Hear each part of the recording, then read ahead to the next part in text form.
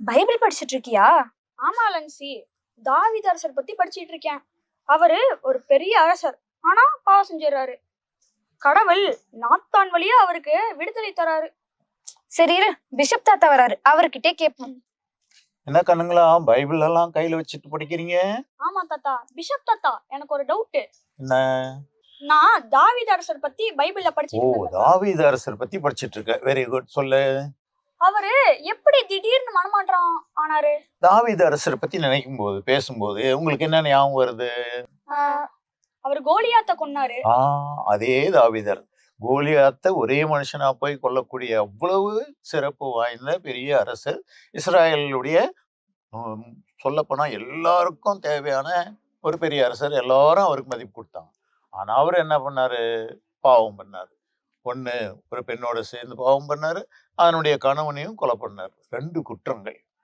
இப்படி இந்த குற்றம் நடந்த உடனே அதுக்கு சில நாட்கள் கழிச்சு நாத்தான் அப்படின்ற ஒரு இறை வாக்கியன்னு வர்றாரு. வழக்கம் போல அவரை பார்த்த உடனே, நாத்தான் உங்களுக்கு ஒரு கதை சொல்றேன் அப்படின்னாரு. ஆஹா, கதை சொல்லுங்க அப்படின்னு உடனே தாவீதுக்கு நாத்தான் ஒரு கதை சொல்றாரு. ஒரு பெரிய மனுஷன் இருந்தான் ஒரு ஊர்ல.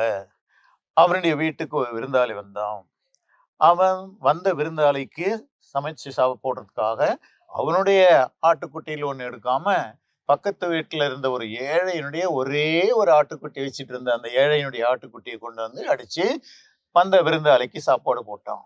உடனே தான் இது கோவம் வந்துச்சு. யாரும் அவன் சாகணும் அப்படின்னு சொல்லி சவால் விடுறாரு. அப்ப அந்த நாத்தான் என்ன சொன்னாரு தெரியுமா? நீயே அந்த மனிதன். ஆமா. அப்போ சொல்றாரு, கடவுள் உனக்கு மனைவியை கொடுத்திருக்காரு, அரசு கொடுத்திருக்காரு, எல்லாத்தையும் விட்டு நீ இந்த 2 தப்பு பண்ணிருக்க. அதனால நீயே அந்த ஆள் ஒண்ணு. அதாவது உடனே என்ன செஞ்ச? ஐயோ, நான் கடவுள் முன்னால் பாவம் செய்தேனே அப்படின்னு சொல்லிட்டு தன்னுடைய அடையெல்லாம் கழட்டிட்டு சாக்கோட போட்டுக்கிட்டு சாம்பல்ல உட்காந்து, கடவுளே நான் தப்பு பண்ணிட்டேன், என்னை மன்னிச்சிருங்க, நான் பண்ணது பெரிய தப்பு. பைபிள்ல கையில வச்சிருக்கிற உனக்கு தெரியும், படிச்சிருப்பீங்க. திருப்பாடல் 51.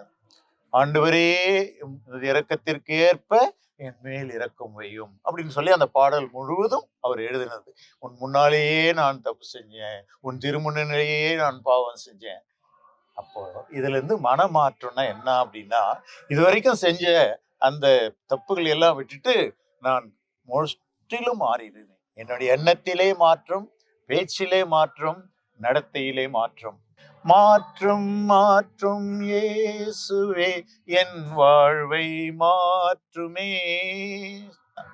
மாற்றும் மாற்றும் இயேசுவே என் வாழ்வை மாற்றுமே. தாவீது போலவே நாமும் மனம் மாறணும். செய்யலாமா? செய்வோம் தாத்தா. God bless you.